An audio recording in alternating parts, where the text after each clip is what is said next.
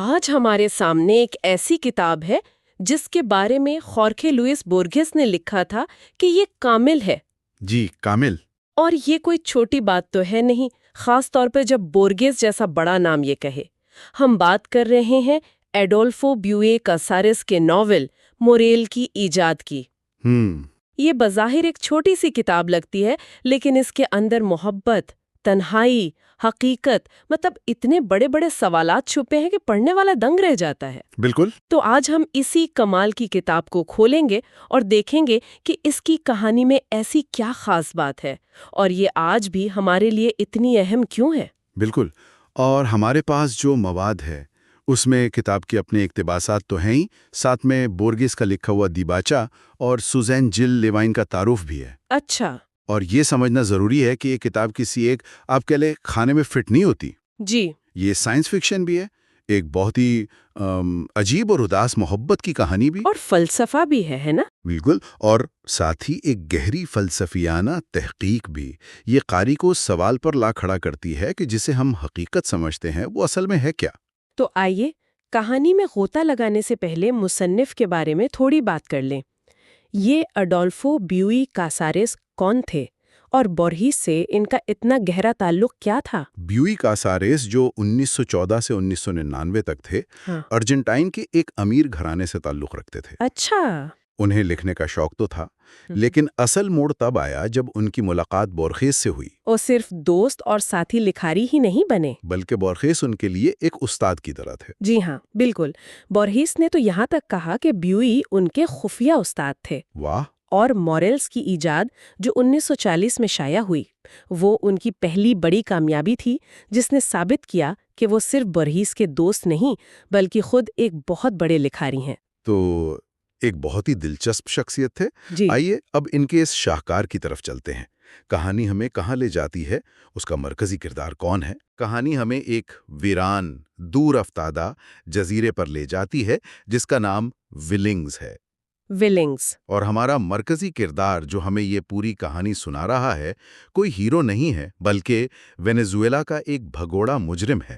اچھا۔ اسے عمر قید کی سزا سنائی گئی ہے اور وہ کسی طرح بھاگ کر اس جزیرے پر پناہ لینے پہنچا ہے۔ وہ اپنی شناخت چھپاتا ہے، یہاں تک کہ ہمیں اس کا نام بھی نہیں بتاتا۔ ایک ویران جزیرہ اور ایک فراری مجرم، یہ تو شروع سے ہی ایک بہت، آپ کہہ لیں، دلچسپ ماحول بن گیا ہے۔ لیکن یہ جزیرہ عام نہیں ہے نا؟ نہیں، بالکل نہیں۔ اس کے بارے میں کچھ افواہیں بھی ہیں۔ جی ہاں، اور یہی چیز کہانی میں پراسراریت کا عنصر ڈالتی ہے۔ راوی کا ماننا ہے کہ یہ جزیرہ ایک پراسرار بیماری کا مرکز ہے۔ کیسی بیماری؟ ایک ایسی بیماری جو انسان کے بال، جلد اور ناخن گلا دیتی ہے اور آخر کار موت کا باعث بنتی ہے۔ اس خوف کے باوجود جزیرے پر جدید عمارتیں موجود ہیں، ایک میوزیم، ایک چھوٹا چرچ اور ایک سوئمنگ پول جو لگتا ہے کہ 1934 کے آس پاس بنا کر ویران چھوڑ دی گئی ہیں۔ تو ایک طرف موت کی افواہ، دوسری طرف یہ خالی جدید عمارتیں، یہ تضاد بہت عجیب ہے۔ بہت عجیب۔ اور اس ماحول میں ہمارا راوی اکیلے جی رہا ہے، اپنے بقا کی جنگ لڑ رہا ہے، کھانے کی تلاش کرتا ہے، موسم سے بچتا ہے، لیکن اس کی تنہائی صرف جسمانی نہیں ہے، وہ ذہنی طور پر بھی بالکل اکیلا ہے اور بڑے بڑے سوالات پر غور کرتا ہے۔ جی۔ اس کی ڈائری کا ایک جملہ ہے جو مجھے بہت متاثر کرتا ہے: ہم لافانیت اس لیے کھو دیتے ہیں کیونکہ ہم نے موت کی مخالفت پر قابو نہیں پایا۔ یہ بہت گہری بات ہے۔ بہت گہری۔ اصل میں یہ جملہ پوری کتاب کی روح ہے۔ اس کا کیا مطلب ہو سکتا ہے؟ راوی یہاں یہ کہہ رہا ہے کہ ہم موت کے خوف میں اتنے مبتلا ہیں کہ ہم لافانیت کو ایک ایسی چیز سمجھتے ہیں جو زندگی کو جوں کا توں فریز کر دے۔ صحیح، جبکہ شاید حقیقی لافانیت موت کو قبول کرنے اور اس سے آگے بڑھنے میں ہے، اور یہی فلسفہ آگے چل کر کہانی کا مرکزی خیال بن جاتا ہے۔ اور پھر اس کی مکمل تنہائی میں کچھ ایسا ہوتا ہے جسے وہ معجزہ کہتا ہے۔ جی، ایک رات اچانک جزیرے پر سیاحوں کا ایک گروہ آ جاتا ہے۔ اچانک؟ بالکل اچانک۔ وہ ان ویران عمارتوں میں بس جاتے ہیں، میوزیم میں رقص کرتے ہیں، پول میں تیرتے ہیں اور 1920 کی دہائی کی موسیقی سنتے ہیں، جیسے ٹی فار ٹو اور ویلنسیا۔ مطلب وہ ویران جزیرہ کسی ریزورٹ میں بدل جاتا ہے؟ بالکل۔ راوی کا کیا رد عمل ہوتا ہے؟ ایک شخص جو مہینوں سے اکیلا رہ رہا ہے، اس کے لیے تو یہ ایک بہت بڑا شوق ہوگا۔ وہ شدید خوفزدہ ہو جاتا ہے، اسے لگتا ہے یہ پولیس ہے جو اسے پکڑنے آئی ہے۔ اوہ، ظاہر ہے۔ وہ جھاڑیوں میں دلدل میں چھپ جاتا ہے اور دور سے ان لوگوں کو دیکھتا ہے، اور اسی دوران اس کی نظر ایک عورت پر پڑتی ہے جو ہر شام چٹانوں پر بیٹھ کر غروب آفتاب دیکھتی ہے۔ فسٹین۔ جی، وہ اسے فاسٹین کا نام دیتا ہے، اور وہ اس سے، آپ کہہ لیں، محبت کرنے لگتا ہے۔ تو اس کی تنہائی ٹوٹتی ہے، لیکن اس کی جگہ ایک نئی امید اور ایک جنون لے لیتا ہے، اور وہ خود لکھتا ہے، اور امید ہی وہ واحد چیز ہے جس سے مجھے ڈرنا چاہیے۔ یہ کتنا عجیب جملہ ہے، امید سے کیوں ڈرنا؟ کیونکہ امید اسے بے احتیاط بنا سکتی ہے۔ صحیح۔ اگر وہ اس عورت سے ملنے کی کوشش کرے گا تو پکڑا جا سکتا ہے۔ امید اس کی بقا کے لیے خطرہ ہے، لیکن وہ خود کو روک نہیں پاتا۔ وہ فاسٹین سے بات کرنے کی کوشش کرتا ہے، اور یہاں کہانی ایک بہت ہی عجیب موڑ لیتی ہے۔ ہاں، ان کی پہلی ملاقات، اگر اسے ملاقات کہہ سکتے ہیں، وہ بہت ہی عجیب ہے۔ کیا ہوتا ہے؟ وہ ہمت کر کے فاسٹین کے پاس جاتا ہے جو چٹانوں پر بیٹھی ہے۔ وہ اس سے بات کرنے کی کوشش کرتا ہے، لیکن فاسٹین اسے مکمل طور پر نظر انداز کر دیتی ہے۔ مکمل طور پر؟ جی، اور یہ عام نظر انداز کرنا نہیں ہے۔ راوی کہتا ہے ایسا نہیں تھا کہ اس نے مجھے سنا نہیں یا دیکھا نہیں، بلکہ ایسا لگتا تھا کہ اس کے کان سننے کے لیے اور آنکھیں دیکھنے کے لیے نہیں تھیں۔ مطلب جیسے وہ اس کے لیے وجود ہی نہ رکھتا ہو؟ بالکل، جیسے ایک شفاف دیوار ان کے درمیان حائل ہو۔ یہ تو بہت عجیب بات ہے۔ کیا راوی کو لگتا ہے کہ فاسٹین جان بوجھ کر ایسا کر رہی ہے، یا اسے شک ہوتا ہے کہ کچھ اور گڑبڑ ہے؟ بالکل، وہ سوچتا ہے کہ شاید وہ پاگل ہو رہا ہے، یا شاید یہ عورت مغرور ہے اور جان بوجھ کر اسے ذلیل کر رہی ہے، لیکن وہ ہمت نہیں ہارتا۔ وہ ایک اور کوشش کرتا ہے، وہ پھولوں والا باغ بناتا ہے نا؟ جی، وہ زمین پر رنگین پھولوں اور پتوں سے ایک چھوٹا سا باغ بناتا ہے۔ اس باغ میں وہ دو شکلیں بناتا ہے، ایک فاسٹین کی اور ایک اپنی، دونوں گھٹنوں کے بل جھکے ہوئے، اور نیچے لکھتا ہے میری محبت کا عاجزانہ نذرانہ۔ یہ تو ایک آرٹسٹ کی گرہ اپنی محبت کا اظہار کر رہا ہے۔ جب آپ کو نظر انداز کیا جا رہا ہو تو آپ اپنی موجودگی کا ثبوت دینے کے لیے کچھ تخلیق کرتے ہیں۔ یہ بہت ہی انسانی رد عمل ہے۔ بہت خوبصورت نکتہ ہے، لیکن اس کا نتیجہ بہت بھیانک نکلتا ہے۔ کیا ہوتا ہے؟ فاسٹین ایک داڑھی والے شخص کے ساتھ وہاں آتی ہے جس کا نام موریل ہے۔ موریل بے دھیانی میں چلتے ہوئے اس باغ کو روند دیتا ہے، اور فاسٹین اس کی طرف ایک نظر بھی نہیں ڈالتی۔ او خدایا! راوی کے لیے یہ لمحہ ناقابل برداشت اذیت کا ہے۔ اس کی محبت، اس کی تخلیق، اس کا وجود، سب کچھ ایک لمحے میں کچل دیا جاتا ہے۔ اس واقعے کے بعد تو وہ بالکل ٹوٹ گیا ہوگا، لیکن پھر وہ ایک ایسی چیز دیکھتا ہے جو اس کی پوری حقیقت کو ہلا کے رکھ دیتی ہے۔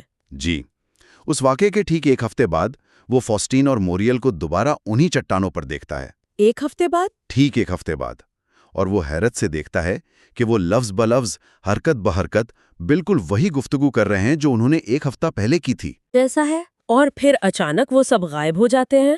ہاں، ایک دن وہ اٹھتا ہے تو جزیرہ پھر سے ویران ہوتا ہے۔ میوزیم خالی، پول خالی، جیسے وہاں کبھی کوئی آیا ہی نہ ہو۔ اب تو اسے پکا یقین ہو گیا ہوگا کہ وہ پاگل ہو گیا ہے۔ بالکل، وہ مان لیتا ہے کہ یہ سب اس کی تنہائی کا پیدا کردہ وہم تھا۔ لیکن پھر وہ واپس آ جاتے ہیں۔ جی، سمندر میں اونچی لہروں کے ساتھ وہ سب لوگ دوبارہ نمودار ہوتے ہیں اور وہی معمول شروع کر دیتے ہیں۔ اب راوی سمجھ جاتا ہے کہ یہ وہم نہیں بلکہ کوئی بہت گہرا راز ہے، اور وہ سچائی جاننے کی کوشش کرتا ہے۔ ہاں، وہ ہمت کر کے میوزیم کے تہخانے میں چھپ جاتا ہے، اور وہاں وہ موریل کو اپنے دوستوں سے خطاب کرتے ہوئے سنتا ہے، اور راز پھاش ہو جاتا ہے۔ اور وہ راز کیا ہے؟ موریل کی ایجاد کیا ہے؟ موریل اپنے دوستوں کو بتاتا ہے کہ اس نے ایک ایسی مشین ایجاد کی ہے جو حقیقت کو ریکارڈ کرتی ہے، لیکن یہ عام کیمرے کی طرح صرف آواز اور تصویر ریکارڈ نہیں کرتی۔ تو پھر؟ یہ مشین تمام حسیات، خوشبو، لمس، ذائقہ، ہوا کا درجہ حرارت، ہر چیز کو ریکارڈ کر کے ایک مکمل سہجتی حقیقت تخلیق کرتی ہے۔ ہر چیز؟ ہر چیز اس نے اپنے دوستوں کے ساتھ گزارے ہوئے ایک ہفتے کو ہمیشہ کے لیے ریکارڈ کر لیا ہے۔ ایک منٹ، تو یہ صرف ایک ویڈیو ریکارڈنگ نہیں ہے، یہ تو زندگی کو ہی ریکارڈ کرنے کی بات ہو رہی ہے۔ خوشبو، احساس، درجہ حرارت، سب کچھ۔ جی ہاں، یہ تو آج کی ورچوئل ریالٹی کے تصور سے بھی ایک قدم آگے کی چیز ہے، اور یہ 1940 میں لکھی گئی۔ یہ ناقابل یقین ہے۔ بالکل، یہی اس کتاب کی عظمت ہے۔ بیوئی کوسارس نے 80 سال پہلے ایک ایسے تصور کے بارے میں لکھا جو آج ہمارے لیے حقیقت بنتا جا رہا ہے۔ اور موریل کا نظریہ کیا تھا اس کے پیچھے؟ موریل کا نظریہ یہ ہے کہ جب تمام حواس ایک ساتھ مل جاتے ہیں تو روح ابھرتی ہے۔ روح ابھرتی ہے۔ اس کا مطلب ہے کہ یہ صرف بے جان تصاویر نہیں ہیں، بلکہ یہ باشعور وجود ہیں جو اس ریکارڈڈ ہفتے کو ازل سے ابد تک بار بار جیتے رہیں گے۔ یعنی جزیرے پر نظر آنے والے لوگ حقیقی انسان نہیں بلکہ ایک لافانی ہولوگرام ہے؟ بالکل، ایک لافانی ہولوگرام۔ اور موریل نے یہ سب کیوں کیا؟ اس کا مقصد کیا تھا؟ اس کا مقصد ایک نجی جنت بنانا تھا۔ وہ فاسٹین سے یک طرفہ محبت کرتا تھا اور وہ جانتا تھا کہ وہ اسے کبھی حاصل نہیں کر پائے گا۔ تو اس نے یہ طریقہ نکالا؟ ہاں، کہ وہ فاسٹین اور اپنے دوستوں کے ساتھ ایک کامل ہفتہ ہمیشہ کے لیے گزار سکے، ایک ایسی ابدیت جس میں فاسٹین ہمیشہ اس کے ساتھ رہے گی، چاہے وہ صرف ایک عکس ہی کیوں نہ ہو۔ لیکن اس جنت کی ایک قیمت ہے، ایک بہت ہی خوفناک قیمت ہے نا؟ جی ہاں، موریل کی تقریر کے دوران اس کے دوستوں میں سے ایک اسٹیور اس پر ایک سنگین الزام لگاتا ہے۔ کیا الزام؟ وہ کہتا ہے کہ جن لوگوں اور جانوروں پر موریل نے اس مشین کی آزمائش کی تھی وہ سب پراسرار طور پر مر گئے تھے۔ اسے شک ہے کہ ریکارڈنگ کا عمل زندہ وجود کے لیے مہلک ہے۔ تو ایک منٹ، اگر ریکارڈنگ کا عمل جان لیوا ہے تو اس کا مطلب یہ ہوا کہ فاسٹین جی، وہ زندہ نہیں ہے، وہ اور باقی سب لوگ وہ مر چکے ہیں، وہ سب مر چکے ہیں۔ اور جنہیں راوی دیکھ رہا ہے وہ صرف ایک عکس ہے۔ بالکل، یہی وہ ہولناک حقیقت ہے جو راوی پر آشکار ہوتی ہے۔ جزیرے کی پراسرار بیماری کوئی بیماری نہیں بلکہ اس مشین کا مہلک اثر ہے۔ اوہ خدایا! ریکارڈ کیے جانے کے عمل نے ان تمام لوگوں کی جان لے لی تھی۔ جس عورت سے وہ دیوانہ وار محبت کرتا ہے وہ ایک بھوت ہے، ایک ایسی تصویر جو ہمیشہ کے لیے اس کی پہنچ سے باہر رہے گی۔ وہ اپنی ڈائری میں لکھتا ہے، فاسٹین صرف اس تصویر میں زندہ ہے جس کے لیے میرا کوئی وجود نہیں۔ یہ مکمل اور مطلق تنہائی کا احساس ہے۔ بالکل۔ اب اس کے پاس کیا بچا؟ اس مکمل مایوسی سے ایک نیا اور شاید زیادہ جنونی منصوبہ جنم لیتا ہے۔ کیسا منصوبہ؟ وہ فیصلہ کرتا ہے کہ اگر وہ حقیقی فاسٹین کے ساتھ نہیں رہ سکتا تو وہ اس کی ریکارڈ شدہ ابدی حقیقت کا حصہ بنے گا۔ وہ صرف ایک تماشائی بن کر نہیں رہنا چاہتا۔ نہیں، جو باہر سے ایک فلم دیکھ رہا ہو وہ اس فلم کے اندر جانا چاہتا ہے۔ لیکن وہ یہ کیسے کرے گا؟ مشین تو بند ہو چکی ہے اور سب لوگ ریکارڈ ہو چکے ہیں۔ وہ اگلے کئی دن موریل کی مشینوں اور ڈائریوں کا مطالعہ کرنے میں گزارتا ہے۔ وہ مشینیں چلانا سیکھتا ہے۔ اچھا۔ اور وہ فاسٹین کے ریکارڈ شدہ ہفتے کی ہر تفصیل کو ازبر کرتا ہے، اس کی ہر حرکت، ہر مسکراہٹ، ہر خاموشی۔ کیوں؟ اس کا منصوبہ کیا ہے؟ اس کا منصوبہ یہ ہے کہ وہ خود کو اس ریکارڈنگ میں اس طرح شامل کرے گا کہ مستقبل میں کوئی بھی دیکھنے والا یہ سمجھے کہ وہ اور فاسٹین لازم و ملزوم عاشق تھے جو ہمیشہ ساتھ رہے۔ یعنی وہ تاریخ کو دوبارہ لکھنا چاہتا ہے، لیکن صرف ریکارڈنگ کے اندر۔ وہ ایک ایسی حقیقت تخلیق کر رہا ہے جو کبھی وجود نہیں رکھتی تھی۔ جی، اور اس کے لیے وہ سب سے بڑی قربانی دینے کو تیار ہے۔ وہ مشین چلاتا ہے اور خود کو ریکارڈ کرنا شروع کر دیتا ہے۔ تو وہ بھی مر جائے گا؟ ہاں، اور جیسے جیسے ریکارڈنگ کا عمل آگے بڑھتا ہے وہ بیماری کے اثرات کو اپنی ڈائری میں لکھتا ہے۔ وہ بتاتا ہے کہ کیسے اس کی جلد گل رہی ہے، اس کے ناخن جھڑ رہے ہیں اور اس کی بینائی اور لمس کی حس ختم ہو رہی ہے۔ وہ اس اذیت ناک موت کو خوشی سے قبول کر رہا ہے؟ کیوں؟ صرف اس لیے کہ وہ ایک ایسی عورت کی یاد کا حصہ بن سکے جسے اس کے وجود کا کبھی احساس تک نہیں ہوگا؟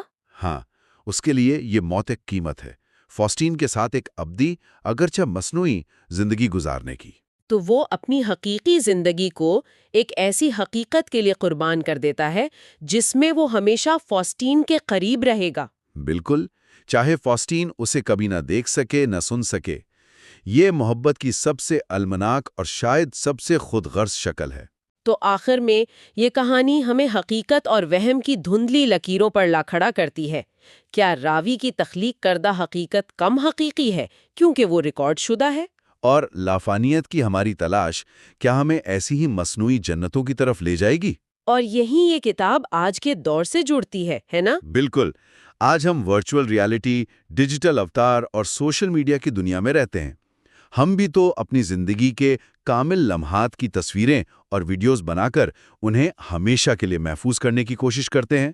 ہم بھی اپنی ایک ڈیجیٹل لافانی شناخت بنا رہے ہیں۔ جی، بیوئی کاسارس نے اس انسانی خواہش کو دہائیوں پہلے بھانپ لیا تھا۔ کتاب کے بالکل آخر میں اپنی ڈائری میں راوی ایک آخری درخواست چھوڑتا ہے۔ وہ لکھتا ہے کہ اگر مستقبل میں کوئی ایسی مشین ایجاد ہو جو ایک شعور کو دوسرے میں ضم کر سکے تو کوئی اس کی ریکارڈڈ روح کو فاسٹین کی ریکارڈڈ روح میں ملا دے تاکہ وہ ہمیشہ کے لیے ایک ہو جائے۔ جی، یہ ہمارے سامعین کے لیے ایک آخری سوچ انگیز سوال چھوڑ جاتا ہے۔ کیا ایک مشترکہ ریکارڈڈ ابدیت حقیقی جنت ہے یا یہ حتمی قید خانہ ہے؟ اور یہ کہ ہم جس سے محبت کرتے ہیں اس کے ساتھ ایک کامل نہ ختم ہونے والے لمحے کے لیے اپنی حقیقت، اپنی زندگی اور اپنی ذات کی کیا قیمت ادا کرنے کو تیار ہوں گے۔